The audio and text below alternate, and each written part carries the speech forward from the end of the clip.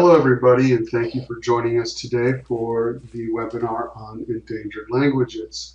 ANA has been doing a series of webinars that are kind of tied together, and there was a webinar that was just recently completed on how to do language projects to retain your language teachers once you get them certified. So this is kind of to tie on to that success, and in today's topics, we're going to kind of discuss the tools and some tips on how to get your language project started to preserve endangered languages. So a little bit about ANA. ANA is the Administration for Native Americans, and it really focuses in on community-driven projects that are at the heart of the community and services not just one agency in the community, but everybody. And ANA provides a lot of resources and tools that really helps to guide in the development of these projects, the implementation of these projects, because ANA's vision is just that Native communities are thriving.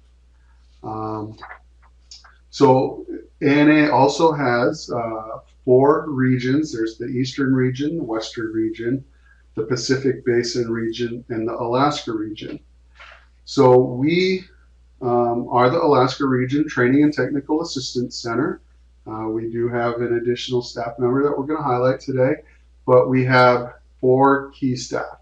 We have our regional director, Anthony Caoli, who takes care of a lot of our business side stuff where we do the technical assistance, providing the scheduling of all that. We have our training and technical assistance manager, Angela Camos. If any of you guys have attended any of our trainings, you've had the pleasure of meeting Angela and tapping into a lot of the knowledge that she shares with people who go to the trainings, as well as if you've come to the Alaska Region Technical Assistance Center for any kind of technical assistance on your project. Most likely you've had some interaction with Angela, and she's very knowledgeable about this program or about the ANA funding programs, and she's very key in being able to help work you through those processes.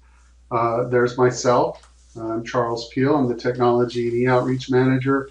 I kind of do a lot of the setups. I do some of the trainings. And I really provide more of the support role in doing a lot of the maintenance stuff.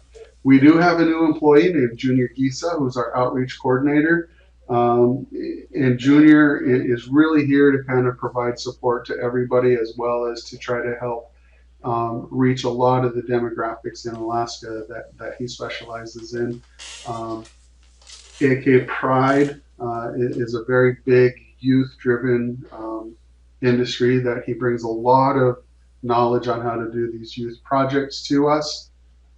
So we're very pleased to have Junior Gisa join our team, and we're looking forward to things that we can help our clients who are interested in doing youth-based stuff really kind of develop those projects. What we do, we provide free training and free technical assistance. The key words here, guys, is free. These are at no cost to you. We do project planning and development, which we do have scheduled here in Alaska, as well as the other regions have either already completed or they have scheduled theirs as well. So visit our websites. You'll see them at the end to kind of learn how you could get into these trainings to do your project planning and development, your pre-app, as well as your post-award. We provide the free technical assistance on project planning and development, the pre-application. If you are funded, we do on-site technical assistance. If you apply and you are unfortunately not funded, we do unfunded technical assistance, where we will review your application and help you to determine where you can improve the application, provided you also share the feedback that was given by the panel reviewers. And we do grantee technical assistance. Our website for the Alaska region is www.analaska.org.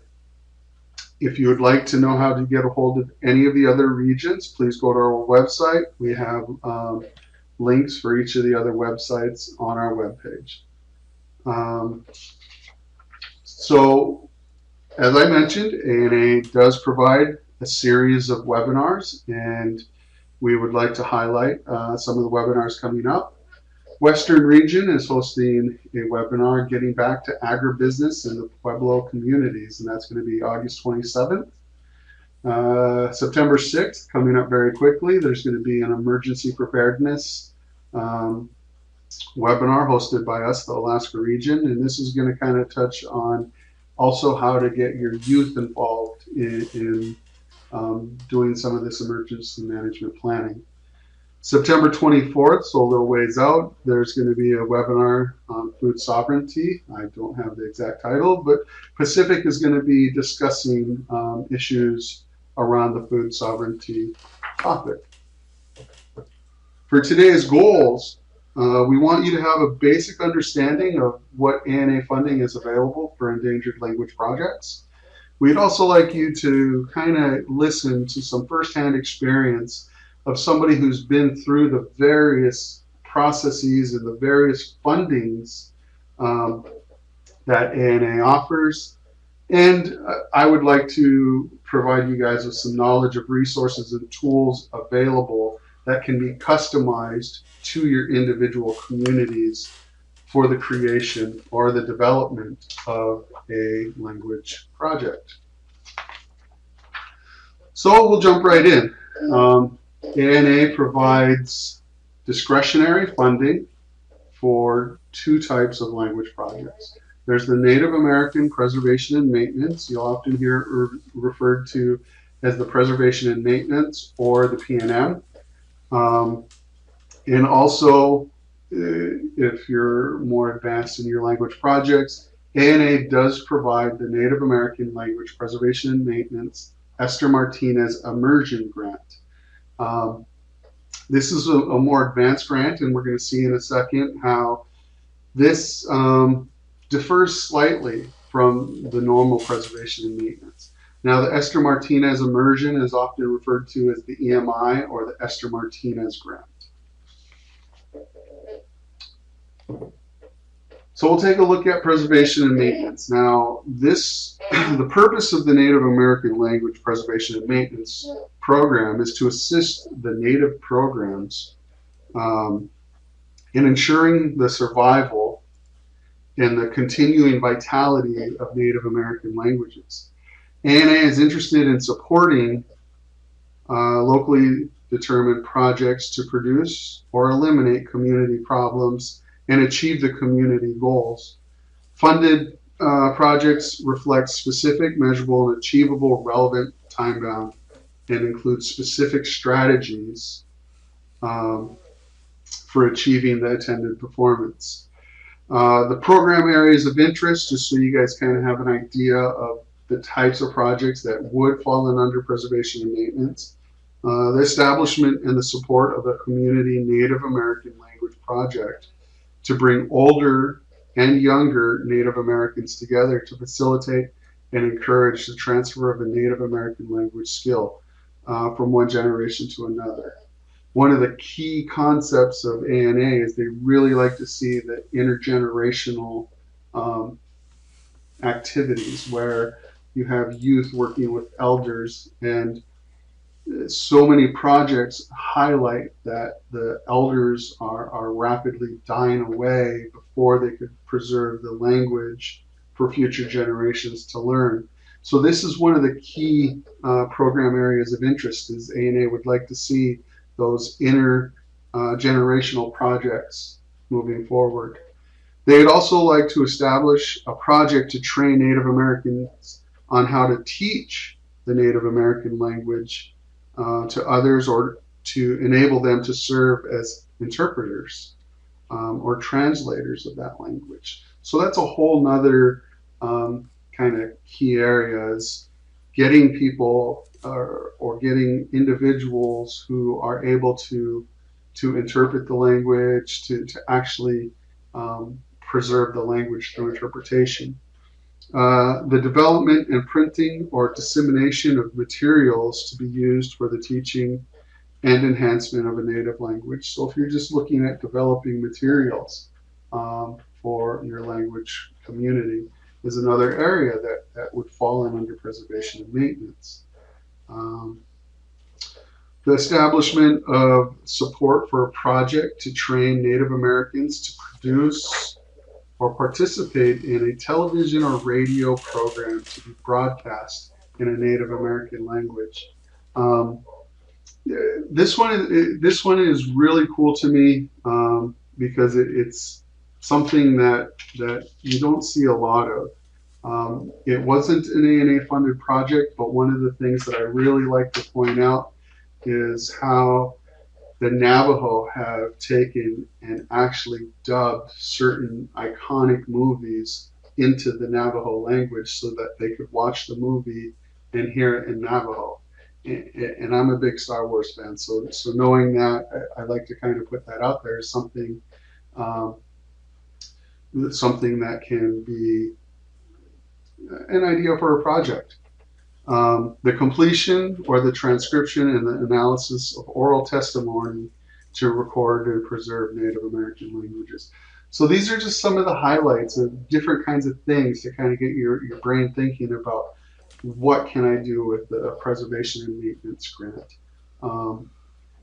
As long as it's involved with preserving a native language, it is something that ANA would look at funding, assuming that you meet all of the criteria and you score very high in the competition. Next, we'll take a look at the Esther Martinez Immersion. The purpose of the Esther Martinez Immersion program is to provide the financial assistance to community-driven projects designed to preserve Native American languages through language nests. We're going to get into language nests in a little bit, but think of a nest. Native American language survival schools and Native language restoration programs. These are more advanced, and as you can see, where in preservation and maintenance you could have a 1-year, 2-year, or 3-year project.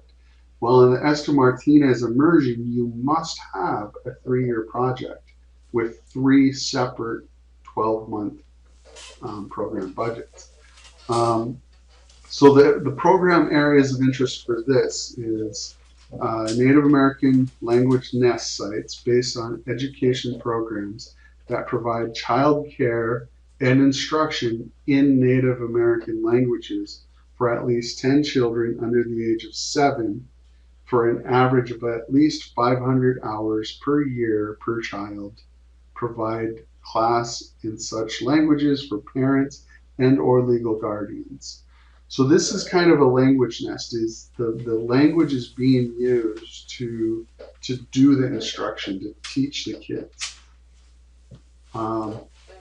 So another area of interest is the survival schools, which are schools for school-age children that provide at least 500 hours of Native American language instruction to at least 15 students, which develop instructional courses and materials, provide teacher training, and work towards achieving Native American language fluency and academic proficiency in mathematics, reading, and sciences.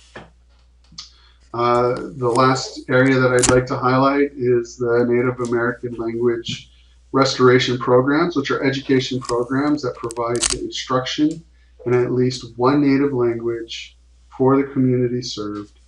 They provide training, teacher training, programs for the teachers of the Native American languages, develop instructional materials for such language restoration programs, and work towards the goal of increasing the fluency and proficiency in at least one Native American language. Now, these are just general concepts. I didn't want to overwhelm too much. So if you'd really like to get into what exactly is in the criteria, please email me. You'll have my contact information at the end, and I will give you a copy of the 2015 FOA which was used for the competition this last year.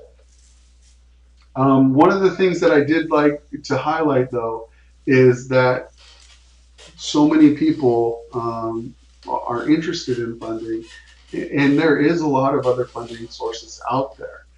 Just because we train on how to do ANA doesn't mean that we can fund everything. We understand that we are a competitive funding. So what I did was I'm also going to provide you guys with a little bit of information on other language program or other language funding agencies who fund different types of language projects depending on where you're at in your language preservation. The National Science Foundation has a grant for documenting endangered languages. And the Endangered Language Fund is another one. And these were just two that I quickly found within searching either grant solutions or searching language grants in Google. One of the things that I did find was the Resource Network for Linguistic Diversity. Now this one is a great resource, and what it does is it puts together an entire database of all the programs that you could apply to based upon where you're at in your language skill set. Now, when I did go to their site, you have to pick the country that you're looking to apply in, and as you see, it says /grants USA. It actually does list ANA as the #1 resource for endangered languages. So now that we kind of have an idea of funding, the different places that it will go, we're going to take another look at some successes. I really like to promote things that have already been funded because it kind of shows the people who are interested what has been funded. So it gives you ideas of what can be done, but it also you hear from somebody who's implemented the project, who's been in the trenches, working within the community, and has that firsthand knowledge of what it's like to work with a language that is classified as endangered. So hearing from those individuals and the passion that they have is really key, I think, to kind of sharing these ideas, and hopefully it'll help you guys to kind of shape where you're looking at going with your language program. So the language program that we're going to highlight today is the Yakutat Tlingit tribe, and the presenter is Amanda Porter, who was born to James and Shelley Bremner in Yakutat, Alaska. She is of the Tequati clan and is a child of the Luknadi. I'm sorry, Amanda, I know I'm butchering it. She is an alumni of the Yakutat High School and holds a Bachelor of Liberal Arts with an emphasis on English and social science and a minor in Tlingit language from the University of Alaska.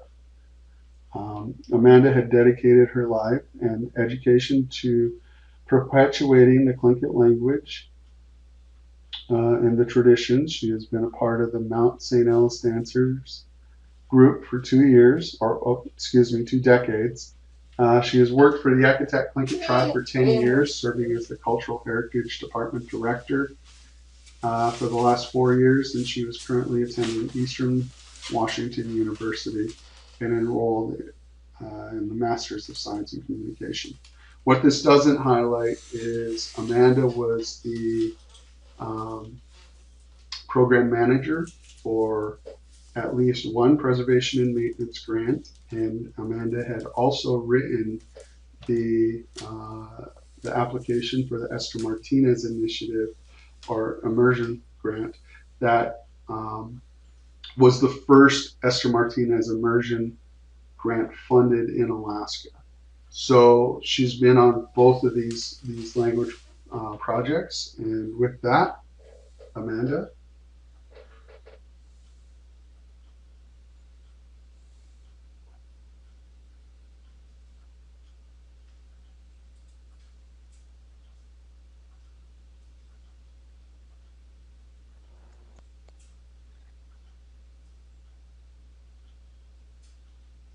Cheese Charles. Hope everybody can hear me okay. Amanda Bremner Porter. Yechatusak. Uzgaik ach Sayich City. Galtat Singit Tribe ach Ye Janeyi. Cultural Heritage Department. Cheese ach Eti Saachi. Hi everyone, I'm Amanda Bremner Porter. My real name is Uzgaik. I work for the Aktak Tlingit Tribe within the Cultural Heritage Department, and thank you for hearing my words today. Thank you for the introduction, Charles, and all that awesome information. At the Yaktak Tlingit Tribe, we're currently in our 5th ANA Language Revitalization Project, and I'll just sort of go through and do a brief overview of each of our programs over the last 14 years, our history, our development, where we are now, and where we're looking to for the future. And then afterwards, I think Charles will be available to answer questions towards the end of the webinar. Okay, so for a little bit of background, and the YTT's language restoration plan, Yaktat has not produced a first language Tlingit speaker in the last 7 decades. And our elders believe that our values, worldview, and sense of morality are embedded in this language, and it's important to them that our children eventually become first language speakers. So the YTT Council created a fluency restoration plan in the late 1990s, and that was to achieve fluency among all generation levels by creating an immersion school. So for the last couple of decades, this is what the Cultural Heritage Department has been working towards. And this first photo is of our original Tlingit Language Advisory Committee in 2003. We had 13 fluent speakers at that time. Our first project was awarded in 2002, which was a 1-year Category 1 ANA planning grant. And then our second project was a Category 2 Language Preservation and Maintenance grant awarded from 2004 to 2007. That one was titled Atakau Tushigan Hatlinga Atangi, which translates to We've Begun to Rekindle Our Language. And the primary objective of this project was to offer community Tlingit language classes to the adults within the community. Because during the planning process the year before, the YTT identified that we needed to teach adults to be second language teachers and essentially have learners teaching learners. And I know we wanted to dive right into teaching our newborns and teaching our youth, but we knew we needed a group to bridge that gap between elders and youth. And I should mention that at this time, in 2002, we only had our 13 elders who were fluent speakers. We had 0 second language speakers at this time.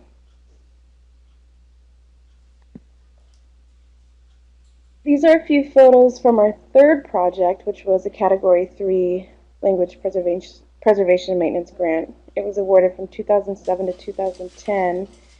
That one was titled Yaktak Tlingit Language Implementation Project. And that was because during this phase, we initiated a pilot program to teach the Tlingit language from Head Start to 6th grade.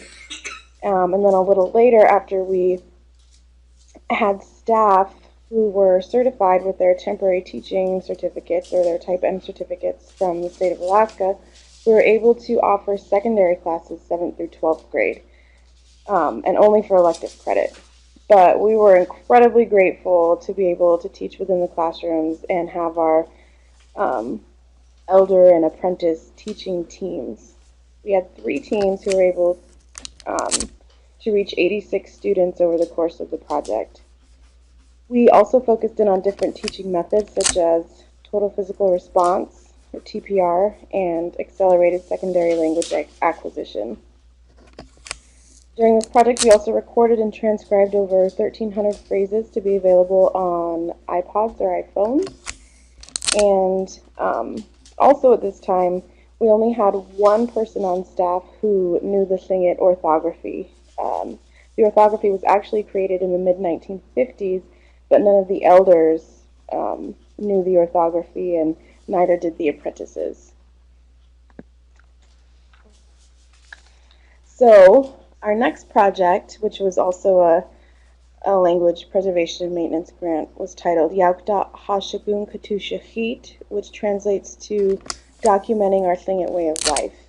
And this project really focused on developing the literacy skills in our apprentice teachers and our fluent speakers in order to continue documenting our language and developing curriculum for children ages newborn to into intermediate levels. Also during this time, since we had completed the pilot program and we were able to be in the classrooms with the students, we decided to really focus on creating and completing curriculum units in order to be submitted to the ACTAT school district for them to adopt as part of their social studies curriculum. It was important for us to create full units that would continue to be available to the students because we knew our program was taking on a new direction, and we had made so much progress with the students, and they loved their Tlingit class and their elders and their grandparents so much that we wanted to be able to kind of put it back in the school district's hands and give them the opportunity to continue the program. So now, where we are, our elders are getting older, and we've done a lot in the schools and getting students to novice high and intermediate low levels. But we realized that we really had to focus in on our apprentice teachers that had been with us since the beginning. At this time, our apprentices were testing at intermediate low and intermediate high levels of listening and speaking, but we were not in the advanced levels. We had not created second language fluent speakers yet. So we decided to focus in on our apprentice teachers and really move them into fluency. And here in these photos,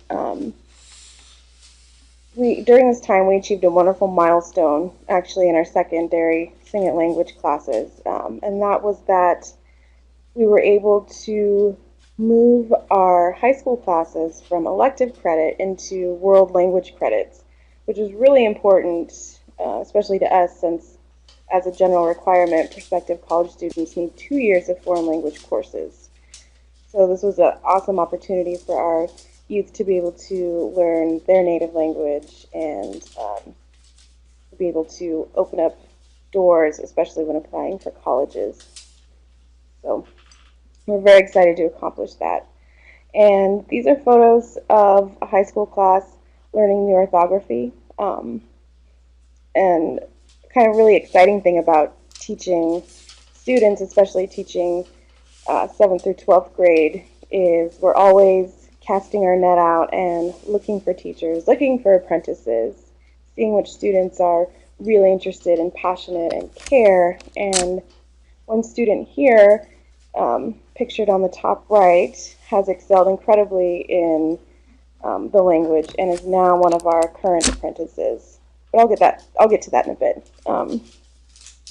Also during this project, all staff and apprentices now know the Tlingit orthography.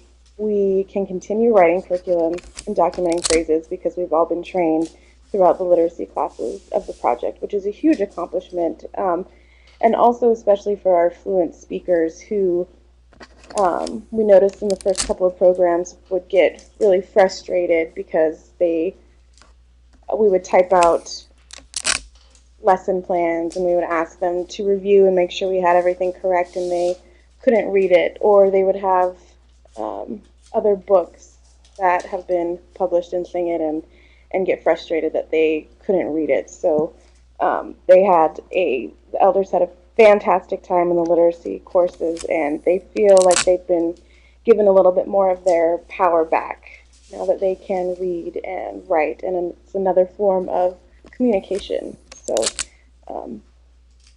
that was an amazing milestone for us and for them. These are photos of some of our secondary classes writing and performing their own skits at a Native American Heritage Month celebration. Um, at the end of this project, we have reached a total of 60 novice students, kindergarten through 6th grade, and 34 intermediate students, 7th through 12th grade. And we also had additional community members who attended evening Sing language community classes. And all of our staff at this time were also still novice mid to novice high. So this is our current Klingon Language Advisory Committee 10 years later. We now have 5 fluent speaking elders instead of 13.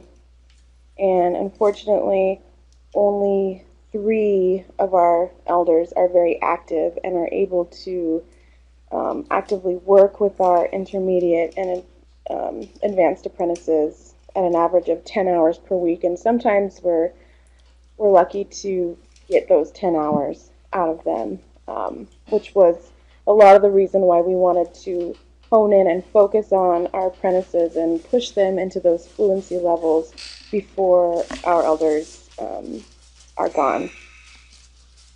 So we're now in our current project, which is Yauktat Singit Hayat Aegeus, which translates to For Our Yauktat Singit Children. And this is the Esther Martinez Immersion project that Charles had referenced earlier, and it really focuses on, pushing those apprentices into fluency levels by using a mentor-apprentice structure.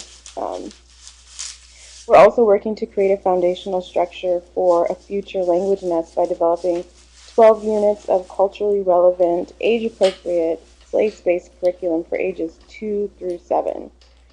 We'll also engage families and child caregivers to participate in language learning by creating a Sing It Language smartphone application and by teaming up with the University of Alaska to offer a 3-credit course based on this app. So,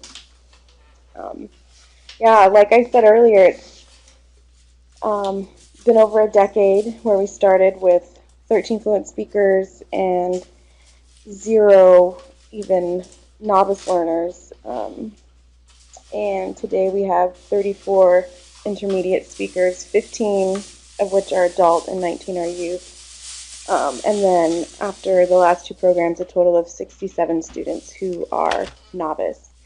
And these photos are some of our apprentices. 3 apprentice staff just within the last year have reached advanced speaking levels just through this it's an incredibly in-depth mentor-apprentice program where the apprentices are meeting with their fluent speakers 10 hours a week on average. Sometimes it's 0 hours a week, sometimes it's 20 hours a week. It depends on how our elders are feeling and how much they can commit time-wise. So our 4 advanced speakers are J.P. Buller, pictured on the bottom right with his family.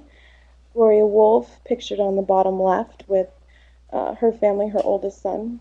And Devlin Anderstrom, who's in the top 2 photos.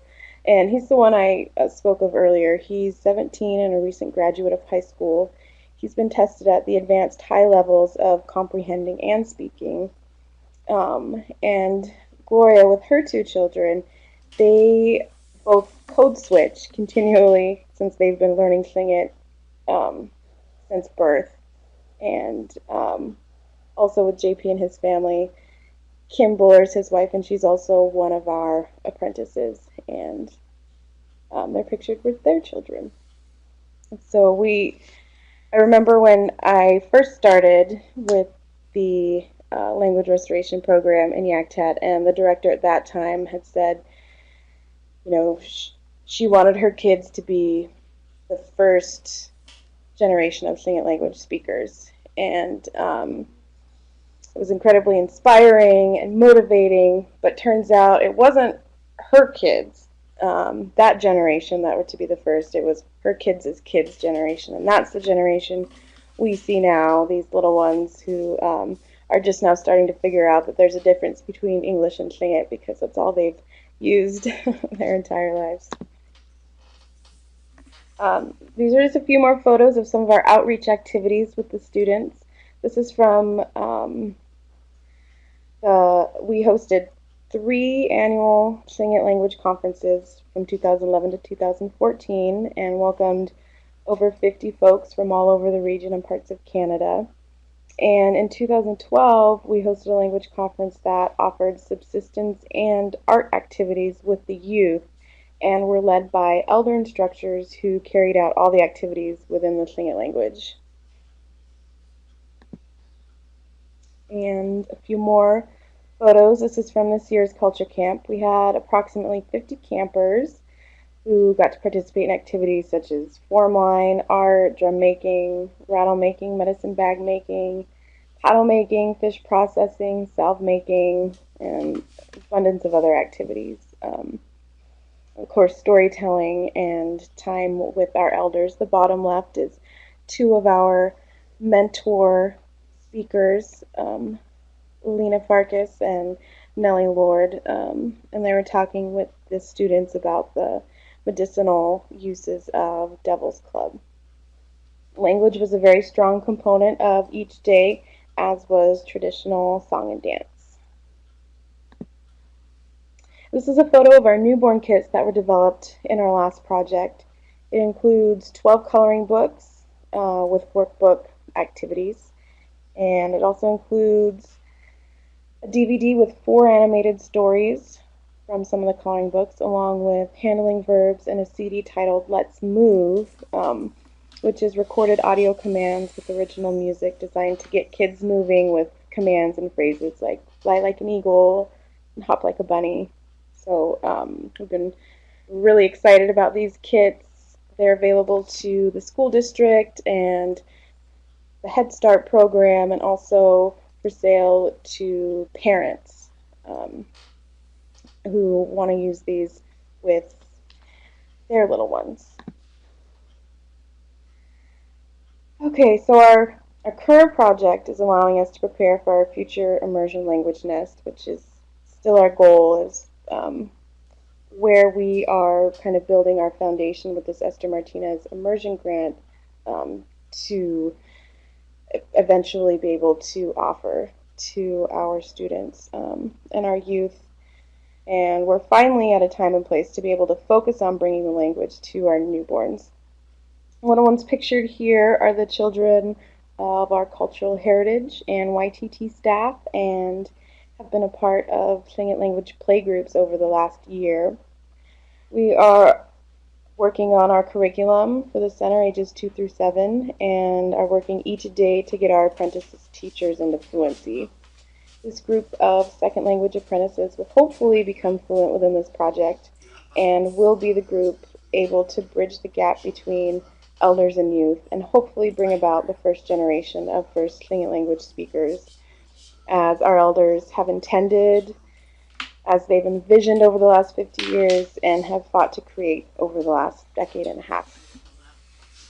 So, goodness sheesh, thank you. That's all I have.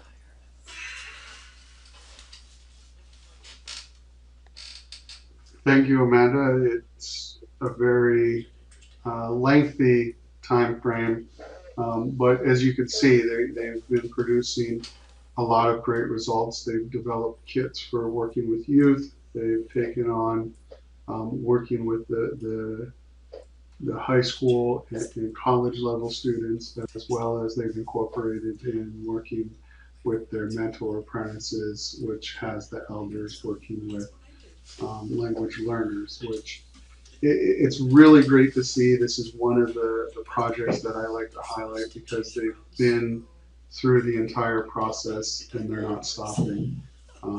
They've done so much preservation and maintenance, the level of stuff that they have. It's just great to see a language that has been um, not fully preserved, but it's been shored up so that there are resources to keep them going in the future. Um, So we'll move on. You guys have heard about the funding. You've gotten some firsthand testimony about what Yakutat has been through. Now I want to provide you guys with some tools, some ideas about where do we get started? What's the first step? A lot of places just want to know, where do I start? Um, so what we've gone through is we've gone through best practices, we've gone through lists of what works, what was okay, and we've kind of highlighted some things for you guys here today. The first is the Language Nest Handbook. It's an online companion toolkit. Now, the Language Nest Handbook was developed in Canada by First Nations, and it's a 5 chapter book that completely outlines the language nest definitions, instructions, and evaluations. It talks about what types of evaluations should be done. So looking at this, I'll just go over the chapters with you guys. I'm not going to go too far in depth on it, but the first chapter is just an introduction to the idea of a language nest. It defines what a language nest is, um, and it gets into why use a language nest over a traditional classroom foreign language teaching instruction style. Chapter 2 is the principles of language immersion. What is immersion? Why does immersion work? And common questions about just language immersion itself. Chapter 3 is the essentials of a language nest, building your team and sharing the vision, building the community support, which is key. It's a key principle to applying for ANA funding is you must have that community support. How to include cultural activities and how to evaluate your program. Are you seeing the successes that you're hoping to see? Chapter 4 is overcoming the common challenges that is experienced by language programs, staying within the language, and it even has some exercises on how to eliminate or keep the English out of your immersion. Chapter 5 is the planning for a language nest. What is the licensing that is needed? Who are speakers and teachers? What kind of background should they have? What are the resources that are available? So this toolkit, start to finish, kind of walks you through how to do a language project. Um, and it's a really great tool that was shared, but it might not exactly encompass everything because ANA is also interested in knowing what your language proficiency scales are going to be and what is your proficiency assessment. So we've also looked in a lot of these are coming out of Canada because they've really been at the forefront of preserving a lot of the Indigenous languages. So this is a language proficiency assessment by learnalberta.ca. And this is, I know it's not for Indigenous languages, but it's supporting English language learners. When you get into the looking that when you get into how this assessment is done and designed, it's designed to examine your community and your school's current process for language proficiency assessments. What tools are in place to support the people? Um, what are the teachers' levels of doing this? There's a whole background that goes into determining the resources and everything that's available to you. And it rates it on a scale of 3. There's 1, not evident. It's not there. 2, it's emerging. Somebody's had the mind to put a process in place to get these resources and tools available. And 3, it's evident, it's producing.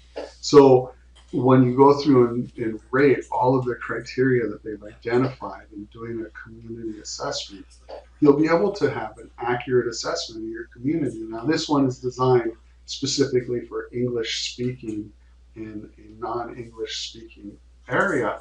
But if you just took the time to customize it and customize it to your community, your native language. You could completely do this language assessment within your schools, within your community, to see what is in place.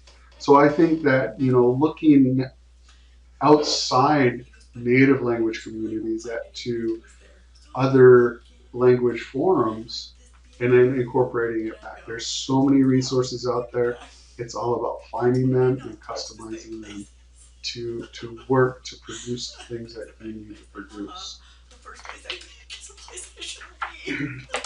Um, and for people who have um, difficulties in knowing exactly what would be funded, what wouldn't be funded, ANA produces an annual report to Congress. This is the language report. If you go to that website, you will get a an overview of all of the language projects that closed out for the year 2014. You'll get a summary of what they did. You'll have an idea of how much money they received in funding. It won't tell you the in-depth details of how they did their project, but it gives you the summary so it can kind of shape the ideas of how to move forward with these language projects. As you guys participate today, you guys may have gotten the warning or the notice that I am recording today. ANA does host a lot of webinars that focus in on how to do different things. As I mentioned, there was several of these language recordings, and they're all available on YouTube. You don't need any access, but I provided you the links to them. There's the Sustaining a Language program, looking for other funding sources. There's a whole webinar just on other funding sources for language. In our own words, Sustaining the Native American Languages. There's a webinar recording for that, and Champions of Our Native Language. All of these have been previously recorded in previous webinars, but all of the resources that they provide are relevant and can be used in the development of preserving your language projects. So with that, we'll recap for today. Today's goals were to provide you guys with a little bit of an understanding of what is ANA funding. And I see we do have some very specific questions about the funding and the definitions, and I'll be answering your questions here in a second. But we also wanted to highlight the grantee. We wanted to make sure that you guys heard from somebody who's been a part of both of the language projects, whether it was Preservation and Maintenance or Esther Martinez. And as you see, there's beautiful things going on in Yakutat. The level of fluency in the high school was very heartwarming when I got to visit there. Listening to the little kids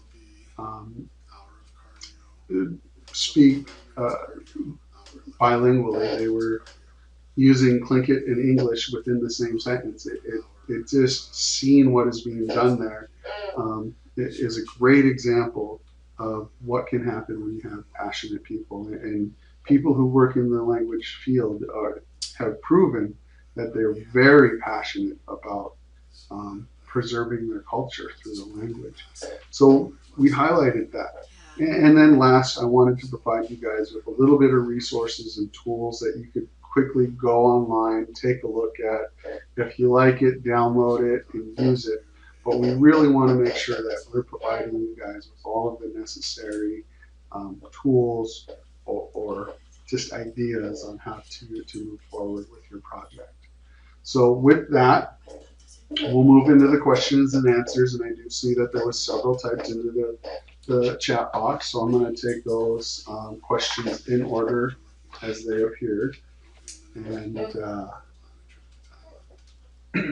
well, the PowerPoint will be available as soon as we make it 508 compliant. We have to make everything 508 compliant before we can send it out. That will be probably just a couple of days for the PowerPoint, and then it takes me about a week for the recording. It will be up within in our YouTube channel. Is the ANA total funding divided between the 4 regions, and if so, is it equally divided? The ANA funding is not divided before. It's a competitive competition.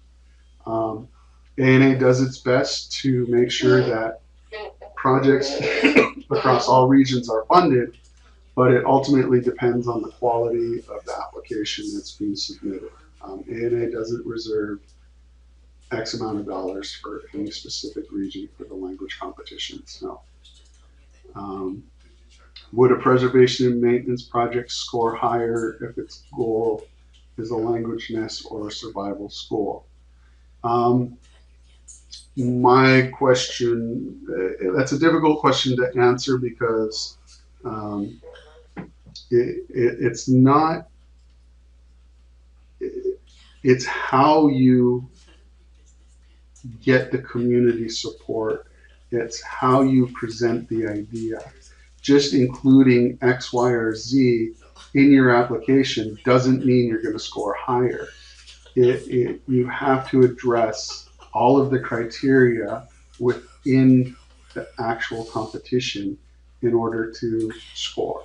So when you look at the FOA, they have the things that you have to address: fluency levels, community involvement.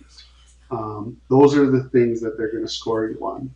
Whether it's a language nest or survival school versus developing course material, that is specific to your project. It's how well your project addresses the criteria that's put forth in the FOA is how you get scored.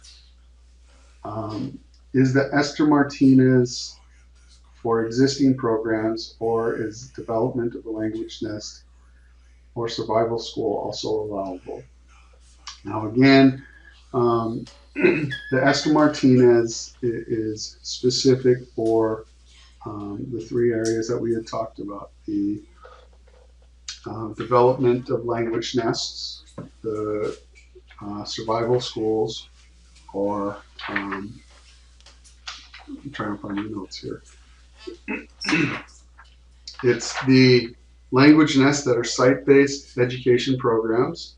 It is the survival schools for school-aged children, or it is the restoration programs that are education programs provide instruction to at least one native language for the community served. Now, you have to look further at, there has to be a minimum of 500 hours per student. So those are the things. Now, you do have to have the disclaimer that ANA doesn't fund existing programs. It has to be something that is being built or enhanced. Not being built construction-wise, being built in terms of your proficiency platforms. You have to increase that proficiency. So if you have an existing language program and you're just looking for operational dollars, that's not something that ANA would fund. If you're looking at increasing the number of students by including different demographics, then that is something that ANA funds. I hope I answered that question. Could you provide a definition of immersion according to ANA? Well, ANA doesn't necessarily define immersion.